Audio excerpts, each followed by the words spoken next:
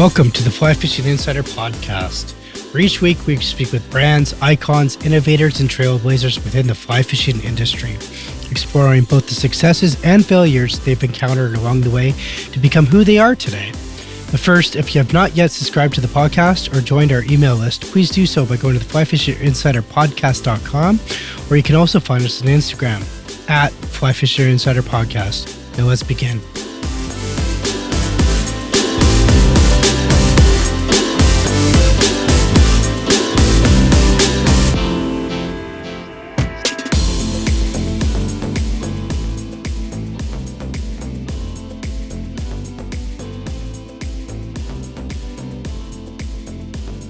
Welcome to the Fly Fishing Insider Podcast. Today our guest is Hunter Derrek. Hunter is one of the owners of Meat Market Flies.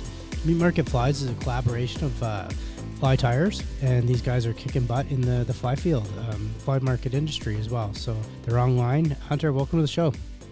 Thank you. Nice to talk to you. No worries. I know we've talked a few times, and you guys are just doing extremely well over there at Meat Market and whatnot. But before we get into Meat Market itself, can you tell us a bit about yourself and how you got into fly fishing and how long you've been fly fishing, where your home waters are and everything like that? Yeah, for sure.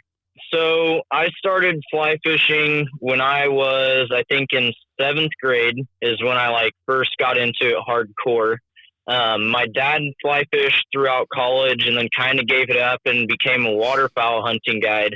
And then picked up fly fishing again once I got into 7th grade. And this time he got my brother and I into it, and we took that and ran with it as far as we possibly could, as quickly as we could. Now I'm living in Northern California, specifically the Chico, Orland area. The home waters around me. I love fishing the Sac, outside of Hamilton City. I love chasing stripers, and then I love going up to Redding to go catch some trophy rainbows. I think we have some of the biggest fish within a mile stretch that you can find, and they're all wild native fish, which is really, really cool. And then also a lot of the coastal stuff is something I'm starting to get into right now too, which I've heard is a dangerous addiction. Well, it is, I'm sure, once you start that, Hunter, and you go down that road. Hunter, just before we begin, I know you mentioned you said grade 7. For those that don't know, not that you have to say exactly, but roughly what's your age? I am 18 years old. I am a senior in high school. 18 years old. Okay. 18 years old, and you started Meat Market Flies. And I know many people are aware of Meat Market Flies. So why don't you tell us a bit about Meat Market Flies, how it all came about, and why you guys got involved and started this? Okay.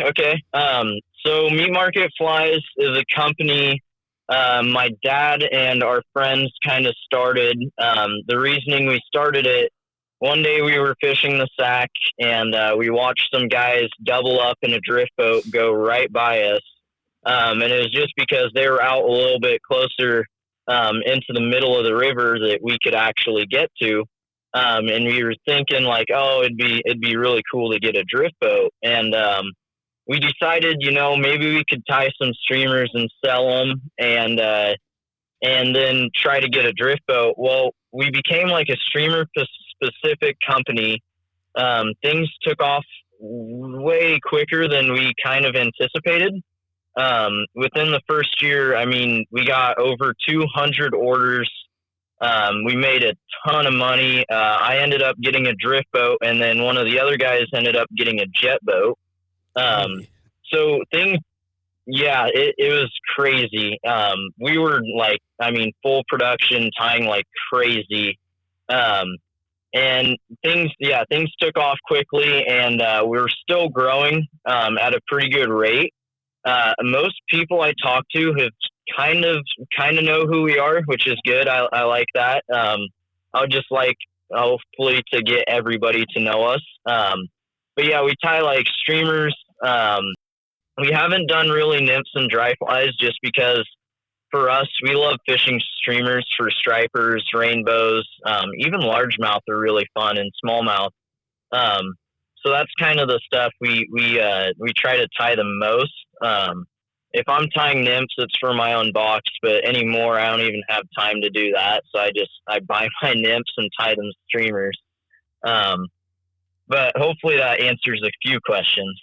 It does, but it also opens up with one answer. There's always more, so it opens up other questions. The other question is, let's go back to, so you said you sold a ton of flies. Like, how did you sell these flies? Where'd you set up shop? How did you create the business? What's the concept behind the name Meat Market? Let us know a bit more about as to how this all got structured to the wild success that it is today. Yeah. So we started off, one of our friends built like a website using Shopify for us. And that's what we use to do like online sales and stuff. And it takes credit cards and debit cards and everything. So we're mainly online sales. I do sell a bunch of flies to the shop, that I actually work at, but, a majority of everything we sell is online. And most of the marketing is done on social media platforms like, YouTube, Instagram and Facebook. I would say the best for marketing was definitely Instagram. Instagram, I mean, was incredible for marketing. So we did that. We used Shopify, to kind of run everything. It's really good and it's easy to work with, which I like because I'm really busy at my age, which is crazy. But it's the best base we have for it. And then so like I said earlier, like we got the first 200, I think we got over 220 orders within our first year. And I think, about 210 of those were online. Crazy. What was your number one fly out of those 220 that you guys sold? My dad created a pattern called the pig sticker. And then I started tying it because my dad doesn't have as much time as me. So he kind of invented it and then I took it over and tied it production wise. And the pig sticker, I don't even have a number for how many we sold. I mean, it was crazy. It seemed like every single order always had a pig sticker in it. And it wasn't like one pig sticker. It was like a 4-pack of pig sticker, kind of like a value pack of them. We sell more pig stickers than really anything else. And then, one of the other guys has a really hot pattern called the Garbage Pail Kid, which is kind of the same fly, but a little bit bigger. But I mean, and in different colors, but those two flies have probably been the top sellers. If I had to ballpark how many we've sold, including shops and stuff, well over 1,000. Wow, those are good numbers. Very impressed. Thank you. Where are you still tying this fly, or are you guys like in production of it still, or is it slowed down? What's going on with that? We're still selling it, because I mean, like I said, it sells like crazy. We're gonna try to have some stuff made overseas, so that's your exclusive sneak peek of what's going on, what I'm working on right now. Crazy. Let's talk more about that. Let's jump into that. Why are you guys going overseas when you're so local and you're in the States? Why did you guys have to take that decision? So it's to the point now where we're so busy, with orders and everything. And then now I have 2 jobs that it's becoming pretty difficult to keep up on orders and get them done in time. The way we're going to do it, though, is we're going to ship all the hooks and materials, and we're going to use every single hook and material that we've been using to produce. So they'll probably, I think they'd be the exact same quality. And then plus I'm going to make some videos to teach the people how to tie them. But the quality should be pretty much the same. I don't see why they would be any different. And I mean, we've always been known for having really good quality flies. Mm-hmm. Like we never cut corners on hooks or anything like that. So that was the thing where, that's a big deal to me, is like having quality. So I'm doing everything in my power to make sure that if we go overseas, that it's going to be quality stuff. I don't want stuff that's going to break and that kind of stuff, because this is stuff that people are going to buy, but also like I'm going to use as well. Cause I'm supposed to start guiding February 1st. Um, so I would like to make sure that the quality is there, but we're so busy. It's hard to keep up right now. I have two jobs. I'm an intern for the Barbless podcast, and we're working on a really really cool project right now. And I wish I could talk to you about it, but we're keeping it under the hat until we launch it.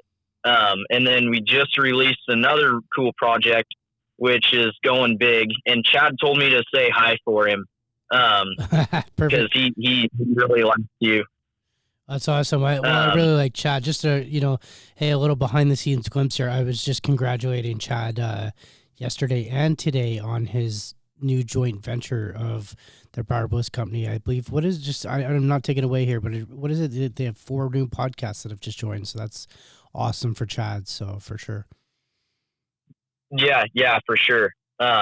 Yeah. So, and then I work in a shop, like a fly shop, which takes up a lot of time too. So it's to the point now where between a couple, or I guess all of us except my brother and I, have kids. So like my dad has me and 4 other kids.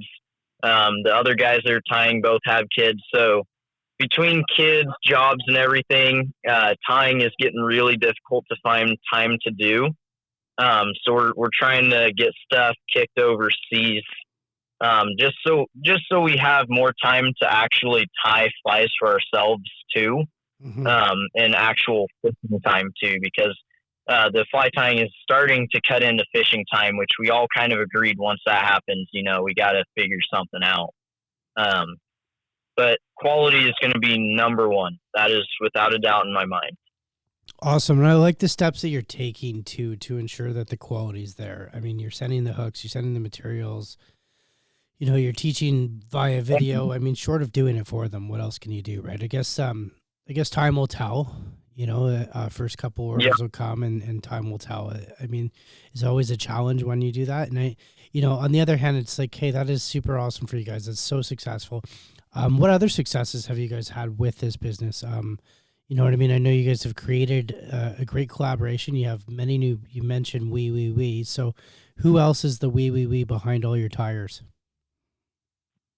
So the tires consist of myself, my little brother Mason Derrek, my dad Kelsey Derrek, the one of the guys that works in the shop with me, Jason Langstaff, and then we have Louis Alva from Oregon. Louis does the steelhead, and the classic patterns. Jason kind of does like an all around. He's really good at tying really anything, but not just tying them, but he makes things pop. He makes things that are really really cool looking, that like you would never really think about until he does it, and you're just like, why, like how did this pop into your head but not mine? Um, and then my dad ties a lot of game changers and feathered game changers.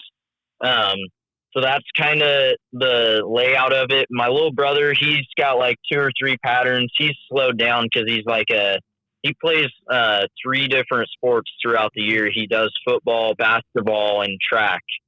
Um, so he's kind of slowed down just to focus more on sports and school. But he has a couple really cool bass patterns and some trout patterns. I have patterns for stripers, largemouth, smallmouth, trout, steelhead. I have patterns for everything. Um, and that's kind of like how we all come together to make stuff. Is we all have different capabilities. That when you mix all that together, it becomes something awesome. And that's probably the best way I could describe it. Oh, for sure. Totally agree. I mean, you guys each bring diversity to the table with your tying and your skills. And to build on that, that's why I formed the company, and that's why it works so well. So, what else would you say is why the company is working so well, and why the fly fishers like myself and many others out there are such fans of your flies? To get into that, I would honestly say a lot of marketing as a whole in fly fishing, the thing that it has lacked is people don't innovate. And for us, it's always innovating, trying to find better ways to do things. Um, so like there's a lot of shops and stuff that I see, and like they're doing good, but they never really update and become modern. So we are trying to modernize and update everything all the time. And I really think that's what really gets people into it, is when you're always up with the trends and stuff, and a lot of social media activity as well. And between the five of us, I mean, there's so much social media that we do that it's crazy. When you have a shared account between five people, like how many posts we can crank out in a week and stuff, it's pretty awesome.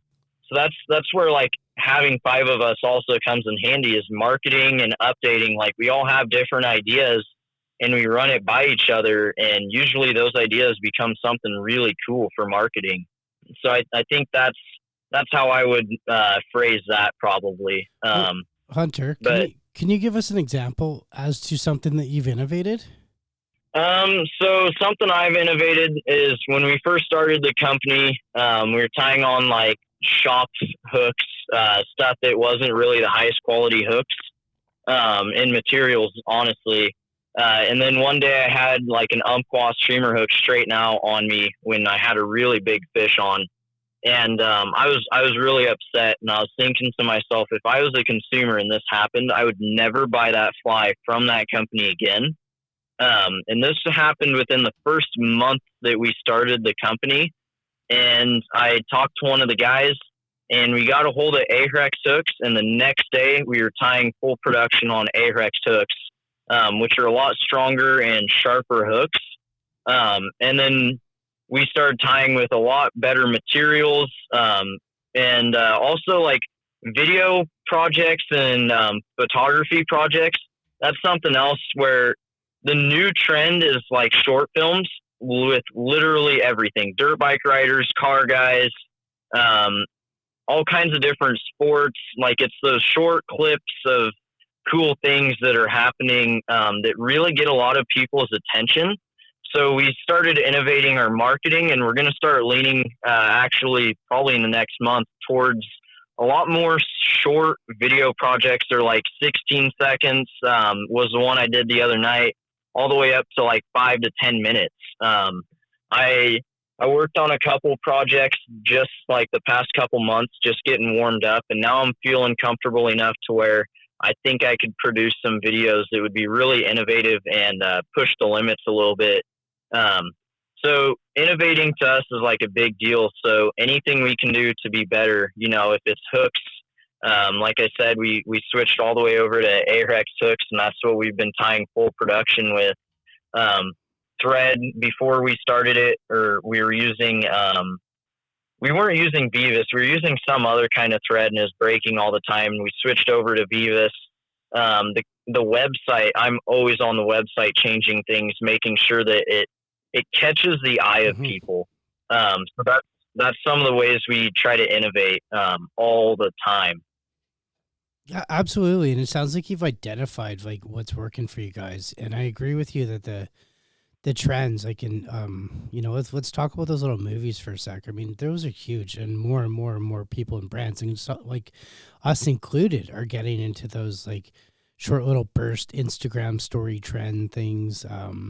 You know what I mean? Like a high quality, like you say, 60 to like 120 second, you know what I mean? Like kind of videos, right? Those are super popular, and they're fun and informative. So yeah. Do you have any that you can currently share with us that you've done, or that I can point listeners to? So I've done some short ones that I put on the Meat Market Flies YouTube channel. I've done some like short films, like I did one in the Steams, which is like we call it, I think it's the Donner und Blitzen river. And it's like this little river that goes through these gnarly mountains, and it's a backpacking trip. And I did that one, put that one up in September, I think. And then I did one in the Grand Canyon. That one was more of a backpacking one, so I didn't put it up on the Meat Market account, but I put it up on my personal YouTube. And then I've done a lot with bass. I've got a film called Badass Bass, which is like a 5 to 7 minute video, I think, of just really cool eats and different kinds of bass. And it's a lot of clips of different fly patterns catching bass, lots of topwater bites, which are always fun to watch. Yeah. So those are kind of the videos I like to work on. Awesome. And I noticed you talked a lot about social media, and you guys saying you're doing things differently on social media, and a lot of your platform is run from social media. You have the 5 guys managing the accounts. What are some of the advantages that you find, with social media in your business? So the way I see social media is every follower I get, every like we get, every view we get, I see those as potential customers. Because in reality, potentially they are. A lot of people, when they're seeing something on Instagram, a lot of people are like, "Oh, that's cool. Like, I like that. I want to try that." Instagram is a social media platform that I think is geared most towards like influencing people to do things and try things. Mm-hmm. So if you're posting like these new streamers and stuff, I'm hoping that a lot of people are going to like it, and hopefully some of those people are going to purchase. Yeah, absolutely. I mean, do you guys ever run into any challenges or any like confrontation on social media? And if so, how do you handle it? Usually if someone's, not happy with something, the best way to handle it is be nice and courteous. I'm sorry goes a long way. And I think people don't realize how far I'm sorry goes, Mm-hmm. or like a sincere apology. And then like, you've got people that are going to let you know with constructive criticism what they don't like.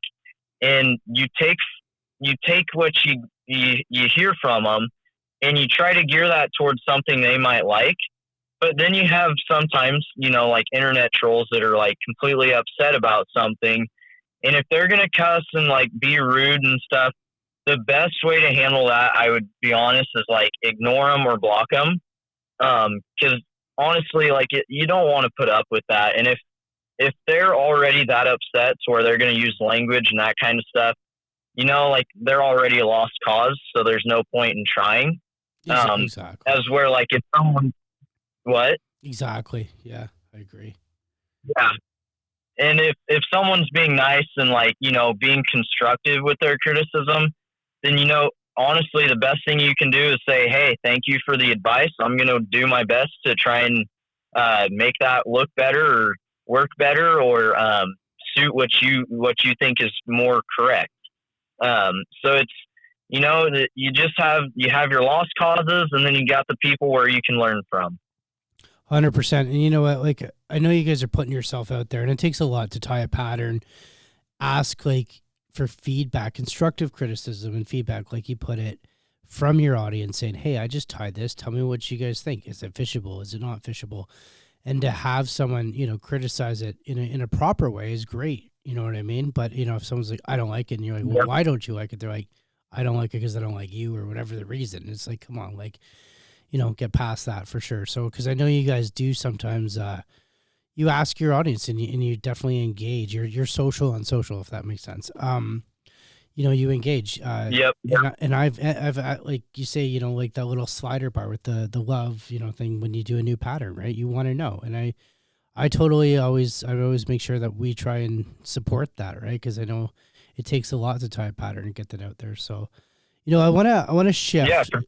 I want to shift, Hunter, to currently. I know off air we just talked and you were just telling me that you're quitting another job because you're so busy and whatnot, and you have lots of good things. I said, awesome. Like, let's talk about those. So tell us what's going on. What's the future hold for Meat Market Flies? So Meat Market Flies, in the next year or two is I'm going to do my best to push us to be something bigger than what we have become. I would honestly like to have stuff mass produced. Like, I want stuff all over the country. And I'm like, we've had orders all over the country already. And like, I mean, everywhere in the country. But I want mass production of everything in every state. So we're going to try our best to really go after the fly shop scene. I think that's something where I think we could improve on. We've only got 2 or 3 shops that are stocked with our flies. And once we cross that bridge of being overseas, we're going to solve that right away. And I think we're going to try to be in as many shops as possible. Because in the shop that I work at, like, it's so easy to sell those flies because we tie flies specifically for what people need. And a lot of stripers and that kind of stuff, so if you're tying something that you're going to use just as much as a consumer and you tell them how you're using it and that kind of stuff, like, it goes a long way and it gets sales. So we're going to try and hit the fly shop scene.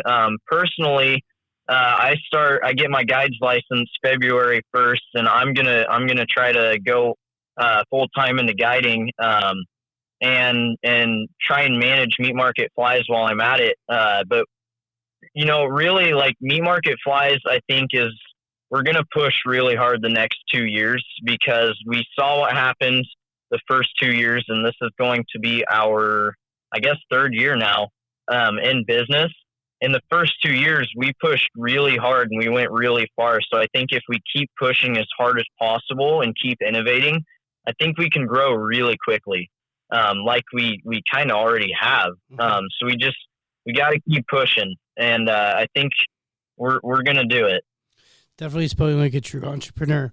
I want to ask, so by having your stuff mass produced, like you say, that you feel that's going to open you up to fly shops. Now, is it going to be just your patterns that you're selling, or is it going to be all patterns that you're selling? I think short term it's going to be just our patterns. I don't exactly know long term because I don't know how to get into selling like all the patterns, in the industry, because there's a lot of different bridges to cross and a lot of different people that you could really upset. So I feel like the best way, I think, to do it in the long term would be to sell ours and keep creating our own. Just so I don't want to step on anybody's toes, trying to produce something that we didn't invent. So if it's something we invented, we're going to push. If it's something we didn't really invent, then probably not. Unless one day, like, something happens where, like, it's easier to do so. But I think for the most part, it's going to be stuff we create because on average, I'm creating a new pattern like once a week. And if once we start going overseas, like, that's going to open up so I can tie creatively, and tie a lot more patterns. So I think we'll have enough patterns to where we could really do it just off of what we create. And I really like the fact that Meat Market Flies is a streamer specific company and it's unique like that. Mm-hmm. There's not really any other companies that I'm aware of that are streamer specific, and that's why we're called Meat Market Flies. We have a streamer fishing addiction where we throw streamers to literally anything that will eat it. And that's where we get the term meat. Like, everyone's like, there's a huge hashtag streamer meat. That's how we came up with the name. And, like, we have a Facebook account or, like, group called the Butcher Block. Because when we get fish to eat a streamer, we say, oh, it ate meat. And that was something that we heard being thrown around a lot. And that's where we came up with the name. So I would like to keep it true to the name and keep it a streamers only company. And I think that's, like, in my opinion, I think that's the wise choice to go. Just because that's your niche and that's your market, really, right? That's what you guys are known for. Yep. I mean, it's like like a typical, rod company trying to make reels as well. Like, one thing's going to be better than the other, right? And the other one's just going to be half-assed. So why not just focus on the one thing that you're good at really well? So I agree with that. You mentioned about this Facebook group called the Butcher Block. I never knew that existed. I did do my homework on it. I never knew that existed, though. I love the name, by the way, the Butcher Block, Meat Market. It kind of just jives together. Tell us about that. Yeah, I'm super interested. Yeah, so we started a group called the Butcher Block. Really, a lot of people that buy our products also tie flies. So it's cool because people get to share their ideas and talk to us all the time. the amount of feedback we get back from that group is crazy. You post a picture and people that tie see it and they can critique it and give us opinions and stuff on it. And it's honestly a great group. There's everybody in that group is super positive, which I like a lot. It's really good constructive criticism going on in that group. And plus, if we start, doing videos and that stuff, like people are going to have questions. And in that group, they can ask questions, and with our personal accounts and the meat market account, we can always go through and answer the questions. And between 5 of us on one account and one group, like questions get answered within almost 10 minutes every time, which is pretty awesome. I mean, there's no other company that gives you answers that quickly, which I honestly think it's a pretty cool deal. And honestly, just getting to talk and see what our customers are posting and what they take from our patterns and put into their own, like a lot of people take patterns like ours and then mix them with something else and create something awesome. So it's really cool to see people do that and then post it in a group, and you get to critique what used to be your fly and became something somebody else made their own, So I really like that group. Oh, absolutely. It sounds like you guys got lots of cool things going on. Plus, that support system is there for each other as well, which is, again, is really cool. So, there's a lot of personalities here. When you look at Meat Market Flies, all 5 of you guys, there's a lot of different personalities and whatnot. Do you guys ever clash, or tell us a story of something that you haven't agreed upon or something like that? There must be something where situation perhaps where you just, half the people wanted to do one thing and the other half didn't want to do the other. Can you tell us about that? Yeah, for sure. So we've only really gotten into a clash like one time. It was my little brother and I, arguing with the older guys, like my dad, about hat styles. I wanted a flat bill, uptight with the new stuff. They wanted like the curve build stuff. And, I don't know if you've heard the term okay boomer, but my little brother started throwing that around a lot at the older guys, so it was pretty funny. But eventually we got to the point where it was like, okay, we're going to do 50-50. We'll do curve build and flat build. But that was probably the most heated we've gotten. But it was pretty funny, like even when that happens, it was cool to see how instead of getting mad at each other, we goofed around and joked about it with each other, and we handled it the correct way by splitting it up 50-50. And I think a lot of companies, like you see big companies argue and they have to sell out and stuff because they can't get along.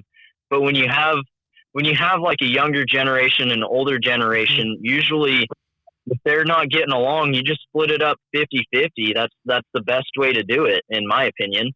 So it was really funny, hearing my little brother calling my dad okay boomer, and my dad making fun of my little brother saying, you're in high school, what do you know? So it was pretty funny, Absolutely, Hunter. You know what? That family dynamics could be like that for sure. So, looking at everything you guys got going on. So you're selling the clothing, you got these awesome flies going on, you got big plans. What's next? And you got your guiding coming up. What do you think is next for you guys? Right now, my dad's currently working on really just trying to go somewhere cool. We're in a really good location, but we want to be a little bit closer to our family because I lived in Idaho, and I was born in Idaho and lived in Idaho until the age of 11, and then we moved to California. Which Northern California is like a really cool area. Like the amount of fishing and everything, and like you can fish for all kinds of different species all year long, which I love. And some of the places where we used to live, like, it would freeze over during the winter and you weren't fishing, you were hunting. And even then, like, it wasn't that fun because you're freezing cold. But my dad's trying to work on trying to move us a little bit closer to family, which would be cool. I'm thinking, I've just applied today to 9 different lodges in Alaska. I would like to guide in Alaska this summer. So I'm working really hard trying to get that done, because to jumpstart my guide career, that would help out a lot. Having some money to come back and buy a new boat with, and maybe a nicer, newer pickup, because mine's currently falling apart. But I think that what I'm going to try to do personally is I'm going to try to do my best to jump headfirst into guiding. It's not easy, like my mentor from Cast Hope, Ryan Johnson, he's been telling me, it's a 4 to 5 year process, but if you work really hard and you have a side job, you can do it. So I'm trying to get started as soon as possible, like I'm getting my guides license in February. I'll probably be one of the youngest guides in California, I bet. And I'm really trying everything I can to get a job in Alaska for the summer, just to help jumpstart my career. That's awesome, buddy. And I hope we can help with that. If any listeners are out there, definitely reach out to Hunter for sure through Meat Market. So, Hunter, I definitely want to thank you for being a guest here on the show. We'll keep it at that. I definitely want to make sure that you guys have a good season coming up, a good guiding season and whatnot. So, but before I let you go, where can listeners find you? Where can they order flies? How can they order flies? Walk us through all that. Okay, so we have a website, meatmarketflies.com or some. Wait, let's see here. Yeah. Meat Market Flies. If you look it up online, it should be like the first link that pops up. And then on Instagram, we are Meat Market Flies. That's all you got to type in. They'll bring us up. My personal account is HD Fly Fishing. That's going to be where I do a lot of marketing for my guiding. And then if you have any questions or anything like that, you can go ahead and send us an email. Meat Market Fly, no ES, just fly, with a Y, @gmail.com. And then on Facebook, we're Meat Market Flies. And then if you look up the Butcher Block, you'll be able to get into that group. It's a really fun group, especially if you're tying. There's a lot of cool ideas on that group, and it's a private group, but I'll accept pretty much anybody that's into fly fishing. So that's how you can find us. And I hope that hope this answered a lot of questions, and I hope you guys enjoy it. Definitely. I'm definitely going to have to pick up some of those flies that you mentioned earlier. All right, Hunter, I do want to thank you, as well as I want to thank the listeners. Thanks a lot, guys, for listening to the Fly Fishing Insider podcast. Thanks, Hunter. Thank you. You've been listening to the Fly Fishing Insider podcast. If you like this podcast episode, please let us know. Leave a review and subscribe to the show on your favorite podcast listening platform.